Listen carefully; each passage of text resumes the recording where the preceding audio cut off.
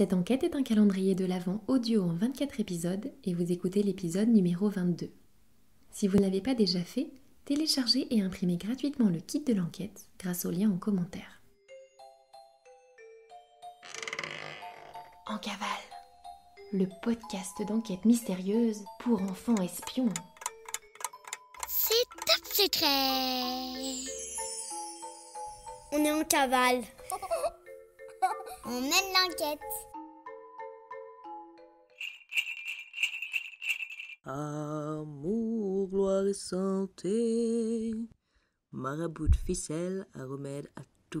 Marabout de ficelle, le plus grand sorcier du désert du Sahara, depuis les 1001 nuits, est partenaire de ce podcast.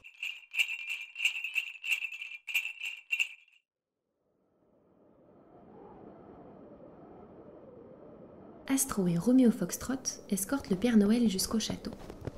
C'est le matin en Laponie, et le pauvre est un peu ébloui par le soleil et la neige immaculée et scintillante, après avoir passé tout ce temps dans la pénombre de la cave.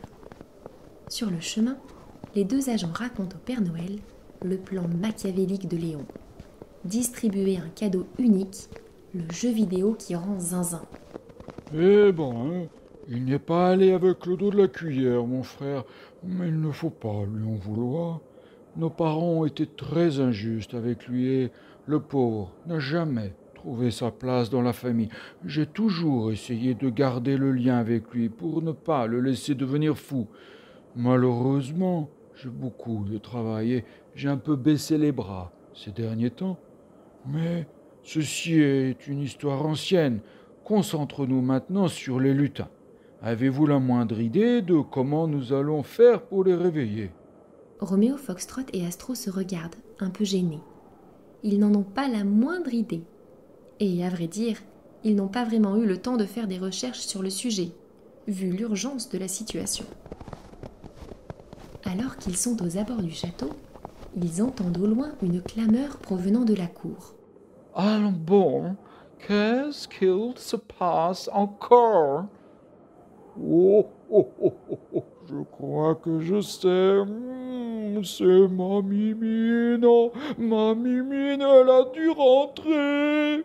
Astro aperçoit au loin une petite dame, toute de rouge vêtue, se précipiter vers eux en courant. Mon nono chéri, tu es là! Enfin! La mère Noël est effectivement rentrée de son voyage dans le désert du Sahara et saute dans les bras du Père Noël. Ils sont tellement ravis de se retrouver, on dirait deux jeunes amoureux.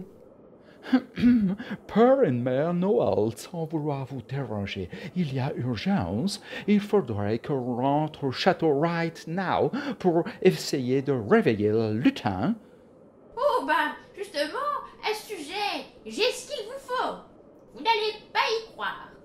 Figurez-vous que je bivouaquais à bord d'une oasis en plein désert avec mon dromadaire Jojo. Et nous avons rencontré des Touaregs. C'est un peuple du désert adorable.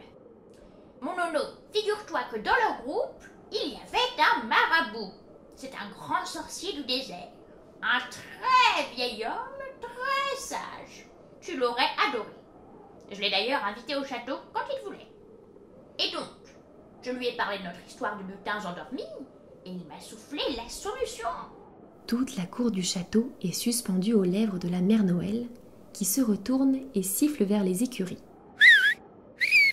Très lentement, un majestueux dromadaire, emmitouflé dans un épais manteau de laine, avance à leur rencontre, le dos chargé d'énormes sacs qui ressemblent à de grandes hottes.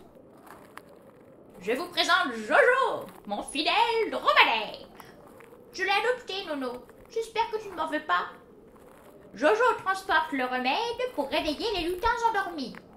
C'est du sable très fin du Sahara.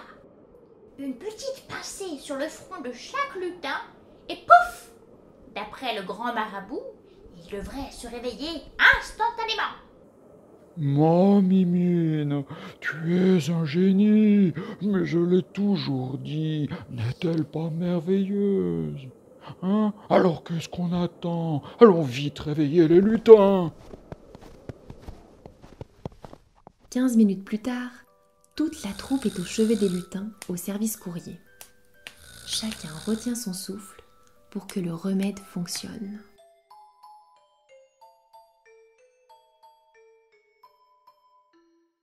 Quelle chance que la mère Noël soit tombée sur ce grand marabout du désert. S'il dit vrai, alors les lutins seront bientôt sur pied. Si tu ne l'as pas déjà fait, je te recommande de leur écrire une lettre pour détailler les cadeaux dont tu rêves pour Noël, et peut-être un petit mot d'encouragement pour les aider à se réveiller.